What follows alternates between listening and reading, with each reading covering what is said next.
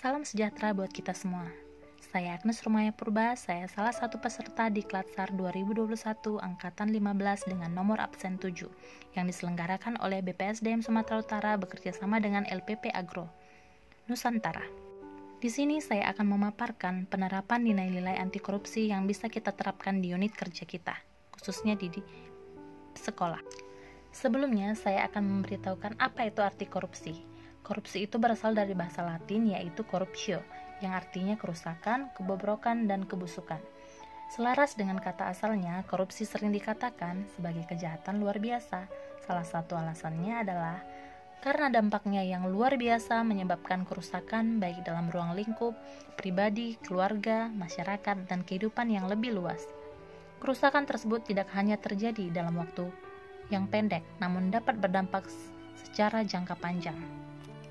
Ada 9 nilai dasar anti korupsi yang dapat kita tanamkan sejak dini, yaitu jujur, peduli, mandiri, disiplin, tanggung jawab, kerja keras, sederhana, berani, dan adil.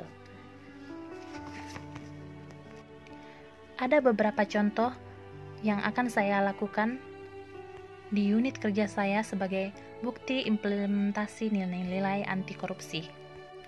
Yang pertama, mulailah menjadi pribadi anti korupsi. Mulai dari yang paling mudah, misalnya amalkan kejujuran dalam diri kita. Niatkan semua itu sebagai perilaku baik yang wajib kita jalani sebagai manusia beragama. Jangan pernah tidak jujur pada siapapun, terlebih pada peserta didik, karena kita yang jadi teladannya. Kedua, pasanglah simbol-simbol tentang kejujuran di ruang kelas. Misalnya slogan, jujur itu hebat, atau kejujuran menyebabkan ketenangan. Selain itu, berulang kali menyampaikan slogan secara lisan, atau memutar film tentang tokoh bangsa yang dikenang karena kejujuran. Yang ketiga, buatlah kegiatan pembelajaran atau event yang membiasakan perilaku jujur.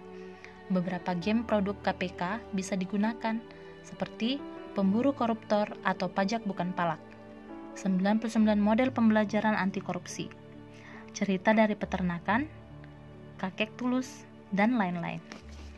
Juga seriusi pengelolaan kantin kejujuran, dan event-event lainnya. Yang keempat, pasang pin saya pribadi jujur atau saya belajar jujur. Tunjukkan perilaku jujur secara konsisten dalam tiap aktivitas. Ajak peserta didikmu untuk jujur dan ingatkan secara baik peserta didik yang ketahuan tidak jujur. Yang kelima, berikan pujian, penghargaan, ataupun perhatian pada pribadi yang jujur dan tidak pernah menyontek, atau walaupun nilainya ulangannya sangat kecil, tegaskan jujur itu utama dalam pendidikan. Jika perlu, diberi hadiah meski hanya tepukan di pundak. Itulah contoh-contoh sederhana yang bisa kita lakukan sebagai bukti implementasi nilai-nilai anti korupsi di unit kerja kita.